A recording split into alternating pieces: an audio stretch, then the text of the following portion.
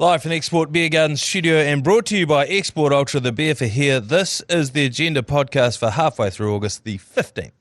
The Agenda Podcast, the home of sporting nonsense and claptrap. Brought to you by Export Ultra. And a reminder that we are on YouTube. You can go and watch this. Jesus, why would you want to do that? Oh, look, some people just don't believe that they're deserving of happiness and they like to punish themselves on purpose. If you're one of those people, go and watch it. You can look at us talking while you're listening to us. Well, I mean, we jest, but... You can watch me adjust my mic stand. There you go. Overseas, a massive amount of podcasts are consumed via YouTube. Oh, I think in these seas as well. Yeah. And in fact, when I was in Bali, I went to Bali earlier this year. I don't know if you heard about it. Did not buy these shoes there. We were in a taxi, Uber, whatever there. And the guy asked Chris Key, who was in the back seat, he's like, so what do you do for work? He goes, oh, I'm on the radio. And he goes, can you still access the radio in New Zealand? We were like, what do you mean? And he goes, only YouTube here because data's so cheap. I think that's the big thing holding us back here. I was on the back of a dude on a scooter. He was watching YouTube videos while he was driving me. Million other dudes on scooters. I was like, could you just pause that until I get off? How'd that go? It was fine. Oh, all right, he paused it. No. The negotiation. No, did not go well. Oh, okay. He's like, it's okay. I was like, it's really stressing me out. Were you giving him the full hug as well? Were you on the back of his, like leaned in like Dumb and Dumber? The first day I did. Yeah. The first day I did. But then after that, like after two or three of them, I was sitting on the back one holding on. Yeah, right. Filming myself, shirt off. Awesome. Looking for a Bali rash. Yeah. Full fucking, fake Louis Vuittons and the whole get up. I have an office crime to report. Someone's been stealing my butter. And I've known this for a while. It's been shrinking. And this morning, Ella and Lauren saw who stole it. And so I think my only recourse is I'm going to have to put meth in my butter. I think that's the only form of recourse. Yeah. I think I'm going to have to put 300 times the average dose of meth into my butter and then just put it back in the fridge and leave it there. Just to touch on the meth lolly scandal, which is taken off. Now, yesterday in the media, they then put out how much each lolly's worth on the street, $1,000. $1,000, yeah. Now, these lollies have been distributed to people who have picked up food parcels or been delivered food parcels by the Auckland City Mission. These are people that are pretty hard up. Yeah. You're coming across these lollies, they're asking that you ring Healthline and then they'll ring the police and they'll come and get it. Or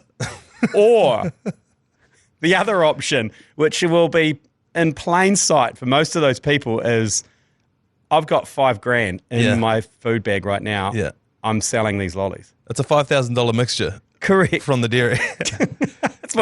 It's like, they shouldn't have put what it was worth. They should have said completely worthless because of the way it's wrapped, whatever, there's sugar completely, in it. and they put a value on it, and now it's like a gold rush for these lollies to try and get your hands on them. It's a lolly scramble. It is it's a meth lolly scramble. It's the Central Auckland meth lolly scramble of 2024. There's no way anyone's going to be handing that shit in. No way they are. They're saying there could be over 400 packages. And he's like, 6 or 7 people have come in and said they taste a bit odd. The rest of them are going, where's that fucking food bag? Yeah. Someone's going around, everyone they know that's picked up one of them. It's like, or they've spat them out and they're going through their rubbish right now. Yeah. Because I've gone, because I can imagine it would taste fucking disgusting. Feral, yeah. Almost every report that's come through has said, someone, like a kid had one and spat it out straight away. I was like, what the fuck is that? That's not a lolly. And then that's when they... And also, I saw one report, this poor woman who was just like, she was like a recovering meth addict. And like, imagine that. You recover, trying to get your life back on track. Someone's like, here's a lolly for you. Like, oh, for fuck's sake. You kidding me? Yeah. Anyway. I love the meth lolly scramble. Anyway, I need to get hold of some of those lollies, melt them down, put them in my butter. Yes, so that the bloke who's been stealing my butter can find out the hard way. I think I won't put 300 times their regular dose. I'll probably just put like a normal dose. Is it a block of butter, or are you talking like a Liviano block tub? Oh. Block of butter. That's how I knew people were using it, because it's, in the wee foil situation. So the foil, I showed up one day, the foil's just buggered. I was like, someone's been in here. Look, I understand there's an element of risk when you put your food in a communal fridge. Yep. But I would never steal someone's butter like that. How about you seek revenge by transferring that butter into a tub, a bigger tub. First of all, just lay a turd in the bottom of the tub. Yeah. And then carefully spread your butter on the top. Yep. And then and then put it back in there. Yeah, and then the thief will dig in for his last bit, and he'll come up with I don't mind that. Vegemite. When I was at boarding school, there was a story going around that the 7th formers, years before I was there, started home brewing beer so that they could drink, at the hostel. And whoever, the matrons that were running the hostel, they found it. They didn't tell anyone. They just went and put, what's it called? It makes you do poos all the time? Laxatives in the thing. And then every kid over the next 2 days who showed up crook, shitting themselves silly, were like, hey, come with me. We know you've been brewing the beer. That's a good long con from those matrons. Oh, yeah, I know. That's great. Boarding school is basically like prison. You got no time. You've got so much time to do nothing but sit there and think of dumb shit to do. Correct. Yeah, we used to do fuck the bucket. What's fuck the bucket? You had to climb on top of the bucket and pretend to fuck it. Okay. It's one of those things, boys' boarding school. And how did anyone win in that situation? It was artistic flair. It was a bit like rhythmic gymnastics. It was kind of breakdancing. It was like with a bucket in the middle, and you got to make the noises. And then the judges are like, and the judge from Hamilton, 10. Correct. Like the dunk contest. Yeah, I like it. Some actual sport. The goat in the boat returned yesterday. There was a big, we're talking like we don't fill stadiums for our athletes. Yeah. I don't think they'd like that, but there was a bit of like bit of a to-do when they landed. Yeah. And at the airport there, and the goat in the boat was asked whether she is going to commit to 2028 or not, and she said she's still not sure, which, to me leaves the door open. I think if I was her, like if it was next year, she'd probably be keen to do it. But I think it's like 4 years of training. Yeah, she did say that 3-year cycle was a bit different because remember Tokyo was delayed by a year. Oh, yeah. So it's only been 3 years between Tokyo and Paris. Easier or harder? Easier. Oh, right. A little bit easier because they're closer together. And that's why she said this is completely different, Yeah. But she's so far ahead of her competition. It's one of those things, do you do it and win another one, or do you do it and miss out? And you go, I should have called it back in Paris. It's a tough one, but she's so far ahead and she's such a phenomenal specimen that it would be a shame for her to move to coaching or anything, and especially, and she's pretty much in her prime still. She's 35, I think. Yeah. So she'll be 39 when you hit LA. How good would LA be though? Emma Twig's 37. She's still destroying people in those boats. I reckon she could do it. It's just going to be whether she can be buggered for the next 4 years. So I thought, well, could we have a whip around, like as a country? Do you think it's money though? I don't know if it's money. Oh, well, I don't think it's money right now. But what I'm saying is, if we had a whip around, we're like, here's your incentive. Here's $5 million a year. Yeah, we're each going to give you $1 a year. I tell you what, just call Lotto off on Saturday. Give her the Lotto prize. Oh my God, yes. Call the Lotto. Give her the Lotto, give her the winnings, and then we'll just do another one on Wednesday. I think we'd all agree, and we'll start again on Wednesday. Yeah. Here you go, you've won Lotto. Would you look at that? Imagine if that was it. Like, how they talk about NRL teams where you're negotiating your deal, and they're like, we can only pay you this, but here's $20. Go put it in that poker machine over there, and then like $100,000 falls out of it. Imagine if like New Zealand doesn't pay its athletes for gold medals, but boy, have a high percentage of them won Lotto when they got back. It's almost every single one of them. Week after week. Week after week. For 10 weeks straight. I can Finn Butcher wins next week. Can you believe it? All 4 of the men's canoeing team, or what was it, the rowing team? Oh, yeah, the kayakers. They've won. Yeah. It's like, can you fucking believe it? That's a much better idea than the idea that I had, which was Whakatane regional goat tax. So it's a percentage of your income if you live in the Whakatane region goes to the goat. Oh, that's unfair though, because she lives in the North Shore. So might have to be a North Shore tax. North Shore regional goat tax. Yeah.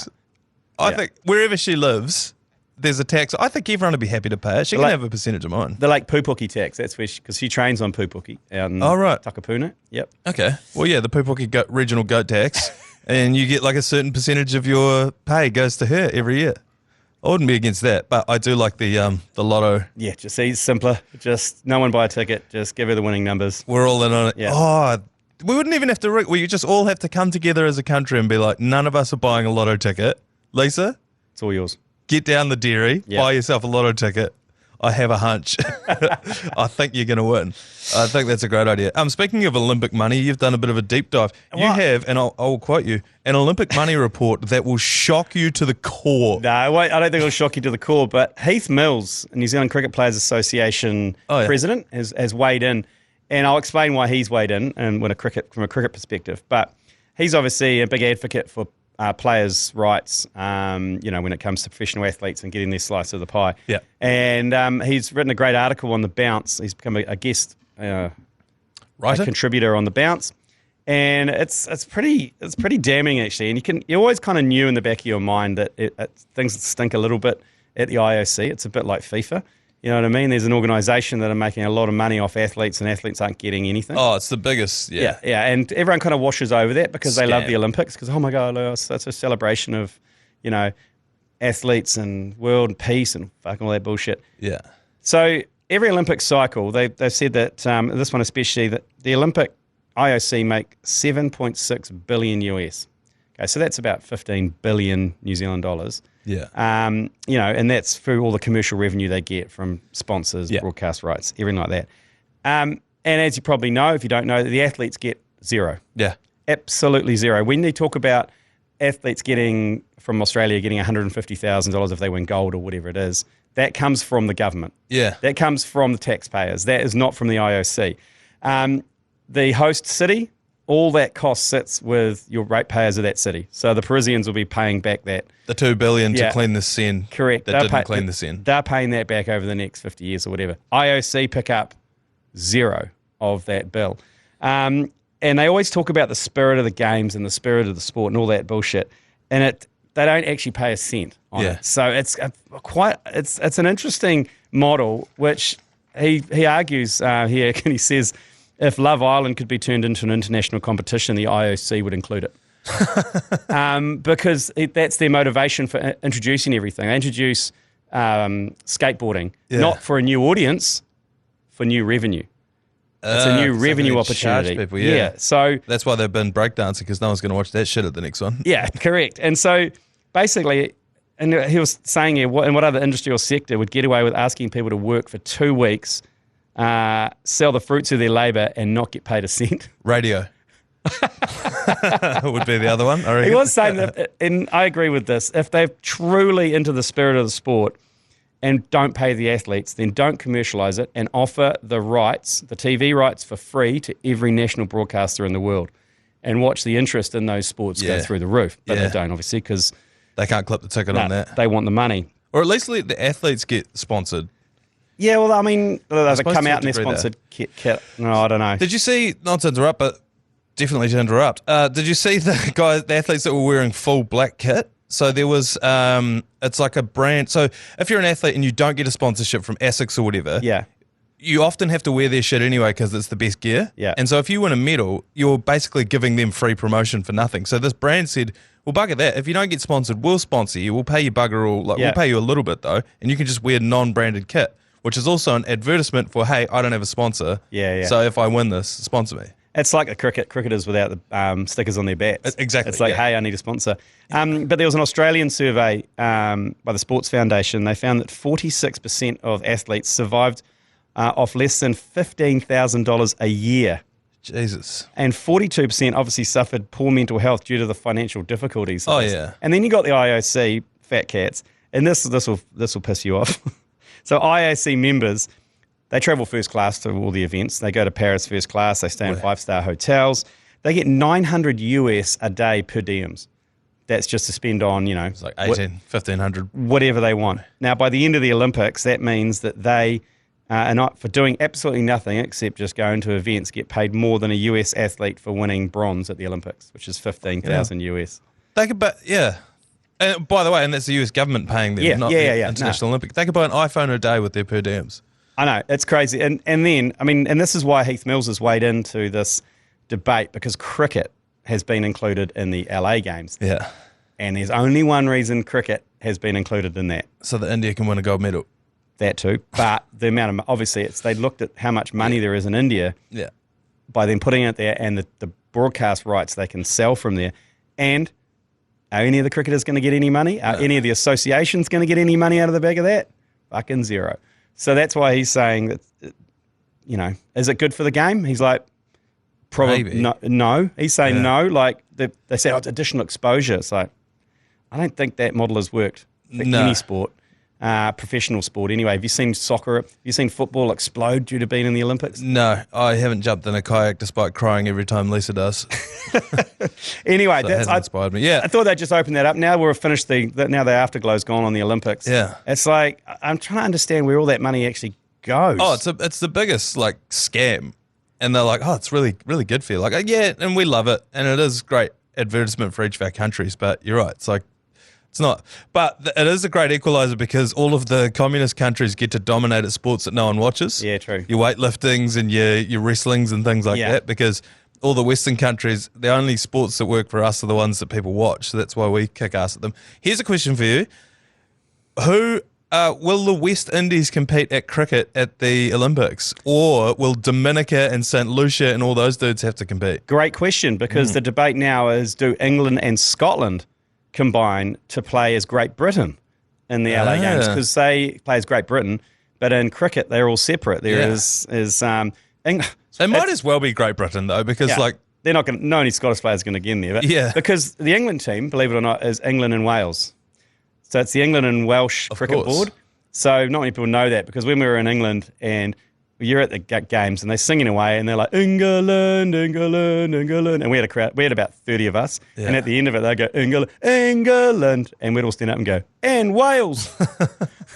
I had no idea they were in there. Yeah, so there you go. Look, there is, the IOC do make like these sports grant payments to countries, but it's pretty fucking token. It's like compared to the revenue that comes in, it's all just about the coin. But I'm just wondering where the coin goes, because these athletes come, some of the biggest athletes in the world, LeBron James, get a cent from going to Paris. No. Got an ill-fitting suit and a gold medal. Yeah, sure. Pair of pants. Scotty Scheffler, same. Yeah, like, that is a good point. I know they play for pride and they cry when they get the medal and shit like that, but you know, you represent your country, but yeah, at the end of the day, someone's rinsing you. This is why I always say that, like, if your medalists are teenagers, it's because your sport's not in a good place. Because the only reason it's only teenagers is because once you turn 18, 19, 20, you got to start making money. Yeah. And if you're only making 15 grand, well, you're going to go and hit the oil rig. Yeah. You know, you're not going to keep skateboarding. You're not going to keep breakdancing. And that's why it's kids that wall climbing, all these new sports, all of the medalists are like 14. People are like, isn't it incredible? It's like, no, it's because no one's making any money off this shit. So you know, you're not. You tell LeBron could jump just about halfway up that fucking wall. You're telling me he couldn't beat the other dude? You know? Controversially, at netball last night at the Northcote netball courts, thousands of young girls all playing netball, and I controversially, it was the under 10s I was watching, and I just kind of under my breath went, fuck. They should just play basketball. There's way more money in it. And one of the mums got a little bit. What did you say? I said, I mean, look, if they played basketball, there's probably a better future in it for them. If you know what I mean? And they're like, no, I don't know what you mean. Yeah. I don't know if at the court surrounded by thousands of netballers was... Nah, especially netball. Got to pick your battle. Administrators are mildly terrifying and very officious. They've got people on duty with clipboards going around, and you're not allowed to stand on the right side of the court. I found this out the hard way. Don't even fucking think about standing behind the goalpost. Okay? Oh, right. Don't even think about it, Manaia. So don't even fucking think about it. Okay, I'll stop. And do not walk with your umbrella and touch it on the court, okay? If you're bringing your umbrella, don't fucking do that. Why? I don't know. I don't know. Dent the court. I don't know, because I got reprimanded twice in about 10 minutes, and that's when another dad came over and he saw me, and he saw what was going on. And he came over and he grabbed me by the shoulders and he went, don't fight it, man. He's like, he goes, it's actually, I know what you're thinking and I know what you want to do, but don't. And I was like, he's like 6 months down the track from where you were just then. Yeah, and I was like, okay. Especially when you got to be on the right side of the court. There's like thousands of courts. It's like, and there's court after court after court. It doesn't matter which side you're on. There's people on either side. Yeah. Anyway, don't get me started. We'll do a netball special, a regional netball special down the track. All right, we've gone for too long. Let's take a quick break and we'll come back to talk the next NRL Immortal. Just quickly before we get into the next NRL Immortal, the greatest pole vaulter ever apparently is set to race the fastest ever 400-metre hurdler on the 100-metre sprint. So they've had themselves a little bit of a debate, obviously, while they're at the Olympics. So, they're smack-talking each other. Yeah, they're smack-talking each other. So Armand Duplantis, who broke his own world record of the pole vault at the Paris Olympics, will race Karsten Warholm, who set his 400-metre hurdles world record at the previous Olympics in Tokyo. I love this. I like it, but they're two athletes I don't give care a less shit about. about. Yeah, No, I know. it's like if someone if LeBron said, "I'm fucking kick your ass in the Lyles and something," I'd go, "Now I'm interested." Yeah, I think if you challenge Anthony Edwards to any of the Olympic things, he'd take you up on it. Yeah. But yeah, I'd love to watch. I think Hamish Kerr should have just talked mad shit about LeBron. Just be like, oh, you reckon you're the GOAT? You reckon you're the greatest of all time? Come see how high you can jump. Both athletes, both these dudes, the pole vaulter, the 400-meter hurdlist, have run the 100 meters before in an official capacity. One of them clocked 10.49 and the other one 10.57. So they can go. Fucking pretty rapid. That is very quick. Yeah. Yeah, look, good on them. Good to see that some online beef has actually been played out. Yeah. But they're two events I couldn't care less about. No, neither. But I do think this would be good. I think we've talked about it before, but at the closing ceremony, just have LeBron have a crack at the shot put. Get everyone around in the stadium. Everyone throw down. Everything's set up. What can you do? See how you go. I'd love to see someone hurl a javelin and, all the athletes are just in the middle and Red Hot Chili Peppers are playing and fucking Flea just gets one through the temple, drops to the floor. It would be a revelation if someone just picked up the shot put and just broke the record. Yeah, that would be. It's like David Liddy was just like, oh, wait, I'm way better at this. Oh, yeah, never mind the weightlifting. But yeah, I thought that was quite interesting. Benji Marshall is set to be inducted into the National Rugby League Hall of Fame. I think it's next week. There's a bunch of them that are going through. Lionel Morgan, Les Boyd, Benny Elias, Steve Renouf, Cam Smith, Jonathan Thurston, Billy Slater, as I said, Benji Marshall, Cooper Cronk, Greg Inglis, and Slam Sammy Burgess. Sweet. I mean, I recognise probably 90% of those players. Yep. Les Boyd and Lionel Morgan. No, I couldn't tell you either. Yeah, the rest of them, Benny Elias, fucking. I think he's Di's favourite player. Yeah, I love Benny Elias. He was always bleeding. He was always bleeding. He always had so much tape around his head. He was always getting in scraps. Fletcher Newell's a bit like that. Yeah, Steve Renouf with the headgear, with the headgear that didn't really cover his head, kind of forehead headgear. It was like the boxing sparring headgear. Yeah, obviously, and the rest of them are pretty recent. So yeah, that's pretty awesome. Because Benji Marshall, he's forever going to be known for that hot step and behind the back pass during the grand final to win the Tigers grand final. And that alone should get him into the Hall of Fame. Yeah. And just the impact that he's had on the game, just from a skinny little kid from Whakatane who, was mean at touch, to then all of a sudden doing the exact same thing in rugby league. I think he's done more for the game in New Zealand than just about anyone. Because how many kids... I used to run out onto the touch field and yell Benji Marshall with my fucking flat feet. Everyone was doing the Benji Marshall step. You remember when everyone was getting airborne? Yeah. Doing the Benji Marshall. It was like about 18 months of people just getting airborne. Yeah. Even people who couldn't step. Nah, me. I'd do it. And then not vary off my line at all. Just keep running dead straight. Benji Marshall's going to be inducted into the Hall of Fame. They are going to name another immortal next week as well. So there's 8 of them so far, and a better podcast would have written them down. But they're set to announce another one. The hot favourite is Cam Smith. So you got the Hall of Fame. Yeah. And you got the Immortals. It's very Australian to call them Immortals. What is it? Any difference? Like the Mount Rushmore of rugby league, I guess, are the Immortals. And is it limited by numbers? They have to die, or no? Well, a lot of them are dead, but no, it's not limited by numbers, evidently, because they're about to add another one. I think Andrew Johns was the last one that they added in. Mal Meninga's in there. You'll forgive me. Wally Lewis will be in there. Yeah. The Who's Who. I think, be honest, Brett Kenny will be in there. It's going to be Cam Smith. I think they were just waiting for him to retire. Right. Do you think? I can't think of anyone who would deserve it more. We're still waiting for our first Kiwi. Billy Slater?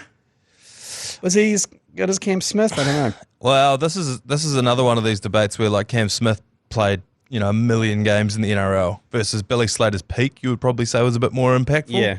So it's is it body of work versus peak? Because then does Jared Hayne come into it? Probably not. I think it's going to be a shoe-in. And then obviously everyone's talking about who should be the first Kiwi immortal. I would probably throw Stacey Jones out there. I think within New Zealand, Simon Mannering would be up there, but I don't think he's had the impact on the game that not in Stacey Australia, has. I don't think. Nah. Sean Johnson would have a case. Well, so would Benji Marshall. Yeah. So he's another step closer. But yeah, I reckon TAB should open up a book on that. So you can upgrade from the Hall of Fame to the Immortal. To the Immortals, yeah, you can. Right. And Cam Smith might be the very first one to do it this year. Speaking of TAB, by the way, we've got a hunch to throw on, and we haven't gotten on it this week, so I wanted to get ahead of the curve this week. And it's one of our last opportunities to do it. We're going to get on the Jersey Bingo option. I love the Jersey Bingo option, and it's come good for me a couple of times. Oh, really? Yeah. I did it on the Hauraki Breakfast Show, and they laughed at me.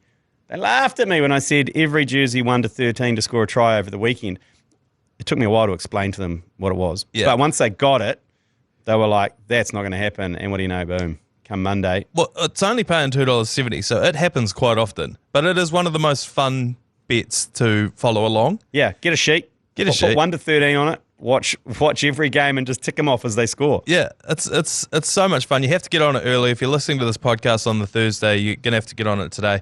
You go into the NRL, and then it's down the bottom of like the total NRL markets. It's right down the bottom. You can do a couple of different options like all jerseys 1 to 7, 7 to 13, blah, blah, blah. We're going for all jerseys 1 to 13 to score this weekend. Full bingo at $2.70, so you can follow that one along responsibly. Now, because it is a Thursday, we are going to throw it back. Auckland play Otago in the NPC tomorrow night at 7 o'clock. The last time Otago won the NPC was in 1998. That was a long, long time ago. And in 98, when they played against Auckland, this is how they lined up. This is we'll start with the Auckland team. Adrian Cashmore. Yes. Who I think is a ref. No. Maybe. Anyway. Doug Howlett on one wing, Aroni Clark in the centres with Craig Innes. The chiropractor Brian Lima was on one wing for the Auckland team. Some of the great highlights on Sosh Med. Carlos Spencer was playing for them back then. How good's that NPC backline? I know. We're missing that, eh? Spencer, Lima, Innes, Clark, Howlett, Cashmore. Tremendous. I should mention that Auckland actually won this, despite the fact that Otago went on to win the whole competition. Forward pack, Junior Tonu'u was at halfback. Forward pack, Xavier Rush, Mark Carter, Andrew Blowers, Robin Brooke, Leo Lafayali'i, I don't remember him. I don't remember Fatisi Manu either. Went to school with Leo Lafayali. Oh, did you? Yep. Jamie Christian, Craig Dowd was your front row as well. Check out the bench. Yeah, Brad Morris, Steve McDowell, Milton Ngawamo. Namo. Finau Maka, Steve Devine, Aidan Vince, and Dan Parkinson. Man, that's a solid NPC squad. Yeah. From the glory days of the NPC. And they didn't win the NPC. They didn't, no. Well, they did towel up Otago in this game, but the Otago team read thusly. Goldie was at fullback. Yep. Matthew Carrington on one wing, Ruben Parkinson. John Leslie was at second 5/8. Romy Ropati was on the other wing. It was a party at Tony Brown's house at first 5. This was in the Byron Kelleher era as well. Stick the gloves on. Yeah, gloves on, frosted tips, the whole lot. Isitola Maka, Josh Cronfeld, and Tane Randall. That's a decent back three. It is. John Blakey, Brandon Timmins. And how's this for a front row? Case Muse, Anton Oliver, Carl Hoft. Fuck. Fuck, these are good teams. I know. Eugene Morgan, Joe McDonald, Simon Mayling, Kevin Middleton, Donovan Hall, Eddie Hikanui, and the chainsaw Brendan Laney was on the bench. That's champagne NPC there. It is. It's from that 96 because I think 95 was it 92 Waikato won? You know, there's like all the All Blacks were playing. Yeah. It was to the death. It was like the Waikato Auckland battles were brutal. The Auckland Canterbury. Actually, anyone playing Auckland. Yes. Anyone playing Auckland was brutal. Super Rugby had only just started, so everyone was still playing for their provinces. Yeah. It still meant something. I think New Zealand rugby needs to somehow steer back in that direction. I know they did like a marketing campaign about the All Blacks back to the regions now, but I don't know. There's too much rugby in the calendar at the moment, and it's watering down NPC. Because when you look at those teams, you would never see that these days. Nah, shit no. Except for, to be fair, the Auckland team at the moment's a little bit like that because a lot of them missed out on the All Blacks. Yeah. Still got tailed up by Wellington on the weekend. I lost a lot of money on that game. But that's your Throwback Thursday for today. Auckland versus Otago in the NPC in 1998. Last chances to get into the Snackachangi Sports Scholarship as well, where binge watching sport is a sport. If you want to win that, you can text CHIP to 3236. Follow the link, and you could be in to win the ultimate ACC prize pack. We're going to take one more quick break. We'll come back with yours, please. Yours, please. Brought to you by Leader, home of the lasagna topper. Handful to get through this morning. Let's get straight in. First caller, yours, please. g'day fellas, just catching up with a few of the potties. G Lane, fucking nailed it with the bloody, that rock countdown, fucking like your votes matter, load of shit. Breakdancing, fuck, that's not going to be in the Olympics. And with the boxing, why can't it be open to professionals? Gallagher with a Joseph Parker v. Tyson Fury or Deontay Wilder gold medal fucking bout me. Hooroo. It's a great idea, and I think the problem is that there's so many different boxing federations that all can't agree with the International Olympic Committee. That is the issue with Olympics a little bit, and the fact it's a mixture of professionals and amateurs. Because soccer, the basketball, like the professionals are now allowed in to play basketball, but not the boxing. Yeah, well, that was more, I think, due. Like the NBA didn't let them into the Olympics. It wasn't the Olympics not letting them in. Oh, right. Yeah, I think it was that way around. But yeah, I agree because I don't know why there's it's the most glaring one there, but it's just triggered my, like if we're going to increase, the relevance of the Olympics, put UFC in there. Oh, yeah. A UFC gold medal would be sick. You know what though? Dana White, smart man. He knows how to make money. Yeah. He'd be like, why would I do that with the Olympic Committee when they're going to rinse me, like as I talked about earlier? Yeah. He's going to be like, if there's nothing in it for me, beat it. It is the most glaring one though, boxing, that it's, combat sports is right, but I'd say the Olympics would say they've got Taekwondo, they've got Greco-Roman. To which I'd say UFC's all of those things, like bin the rules, like who's the best fighter? So you're saying bin boxing, bin Taekwondo, judo. You know, we're talking about our boiled down Olympics, and we boiled it down to 8 events. I think UFC would be a good... So get rid of Greco-Roman. Get rid of Greco-Roman, yeah. And just chuck UFC, cage fighting. Fight to the death, yeah. No, it's a great call. Thank you very much. Another caller here. Yours, please. Hey, fellas. Mike Oxlonger here from Takaka. Just been chopping some firewood, and I was thinking about possible improvements to the next Olympics, or the one in Brisbane. Maybe subbing in wood chopping instead of the walk or breaking. What do you think of that? Yeah. Fuck Collingwood. Fuck Collingwood. Yeah, we've got a proud history in wood chopping. Some of the greatest timber sport athletes come from our neck of the woods. I think it's a great idea. How beautiful are the birds in the background of that call, by the way? Takaka. Beautiful, beautiful part of the country. Yeah, I think that's a great idea. We go very well at wood chopping, timber sports in general. It's quite a big sport in Aussie as well, around all those country towns and AMP shows and stuff. So maybe we can start a campaign. Well, the Hello Sport guys were talking about when they host the Olympics in Australia, they said that they wanted to put timber sports in there because they thought that they'd have the best chance at winning it. Don't know about that. Yeah, it's true. It's like sheep shearing. We'd take that out. Yeah, that's right. We could swing an axe over here per capita. Some of the best axe swingers in the world. Another caller here. Yours, please. Yeah, g'day fellas. Just catching up on some of the potties. G Lane. Couldn't agree more about a certain station's rock countdown. This was like 2 weeks ago, that. It's the same guy.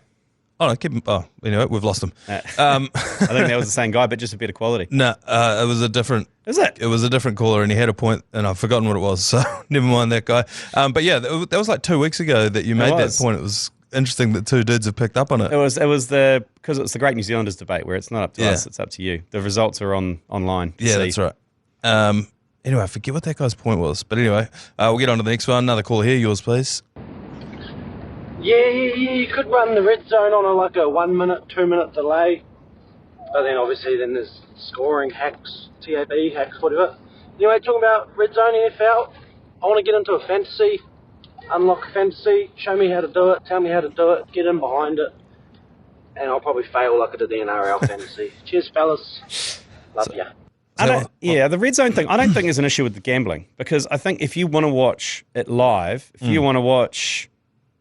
Whatever your if you want to watch Canterbury play Auckland live, you can go to Sky Sport 9 and watch it live. You know what I mean? The issue's the other way around. Your bet will have already come in before the red zone thing plays it. Yeah, which that's is right. less of a problem. I mean, it's more a thrill thing for you. It's not a legality thing. You know what I mean? Yeah. So because it's not like time travel. You're not going to see it before it happens. Yeah. You're not going to see it happen and then be able to put a bet on it. Someone else sent one in that we won't be able to play, but they said that EPL has red zone. I feel like football would work really well for that. Yeah, because the goals, it'll just be goals, wouldn't it? Yeah, it's just a replay of the goal. And the 10 basically. seconds lead up to that goal. Yeah, that's right. Whereas rugby's just too chaotic. It wouldn't work very well. But yeah, it's a great idea. So he was talking about fantasy sport there. He's looking for some guidance. An NFL fantasy. Look, I got to be honest. We would need someone who knows something about NFL to run that league. Yeah. Because I don't know enough about it. I know very little about it. No, I'm in a fantasy league with Matt Heath and a few other people, but I lost it last year. A couple of Americans, a couple of American people in there. I just picked anyone who I'd heard had been in trouble for violence off the field. And when I picked my team, I was forecast not to lose a game, and then I lost every game. Yeah, so. I'm similar to you. I would pick that and anyone I've seen on a Netflix doco. Yeah, exactly. Yeah. So, no, I don't think we'll be starting one as the ACC. But if someone out there wants to start one, we'll join in. We'll definitely join in, yeah. So let us know. Another caller here. Yours, please. Yeah, g'day, Murray. First-time caller, long-time listener. What about the marathon swim? You got a 10,000-metre swim or something? You'd all drown. We'd all drown. Doing all the Olympics. You'd need 2 years of training for that. Anyway, hooroo. That's a great point. That is a good point. I didn't know there was a 10,000-metre ocean swim. Yeah. Open water swim. Yeah. There's no way I'd do that. No, 10K is ridiculous. I don't think I could swim 1K. He's right. That's some serious training. Yeah. That's like, honestly, a couple of years of training. I don't think I could kayak that. No. I'd get pretty buggered just driving a boat that far, to be fair, even if it was in a straight line. That is a great point. I think we're going to... That's why I said it was going to take me 5 or 6 years to do I everything. didn't think about that kind of one. That is life or death. You'd die. Yeah, that's right. There's no tapping out. What if you had like a lane rope the entire way? A 10-kilometre lane rope? If I had a life jacket... Oh, yeah. And just roll onto my back and kick. For like 36 hours. If there was no current... Yeah. Like if I'm not swimming in a river or an ocean which is taking me the other direction, I'd get there eventually. Did they do it in the Seine River at this Olympics? I think so. Oh. I hope it was all downstream. Yeah, gross. I think we've got one more. Caller, yours, please. Yeah, g'day. Just about the YouTube that old mate brought up today, but we'll hear about it yesterday. 4 views. I'm probably 25% of that. Oh. I think that's very good. I do have a problem with Manaia. He's a bit fiddly on the old cord with his fingers. Maybe we need to substitute that with something else, like a spring-loaded dilly. Oh well, fuck's that, Canterbury. Spring-loaded? He came in, fucking finished like a hockey stick, didn't he? He came in the spring-loaded dilly. Yeah. What is a spring-loaded dilly? I don't know. Do you put it down and then after a while, jack in the boxes? Yeah, I guess so. I don't understand why you would need to spring load it. I have been a little bit fidgety. It's just there's these new lollies in the break room, these little yellow pineapple lollies. I've been tucking into those and I've been fucking fidgety ever since then. So you're getting a lot of work done though. I know, yeah, productivity's gone through the roof, but man, am I stressed lately. And I've done a lot of research into 9/11. I think we should knock it on the head for today before I get too fidgety. I need to go out and have another pineapple lolly. We'll be back tomorrow for the Sportsbook and for the Agenda podcast. We will see you then. You've been listening to the ACC's Agenda podcast, brought to you by Export Ultra. For more episodes, like and follow on iHeartradio or wherever you get your podcasts.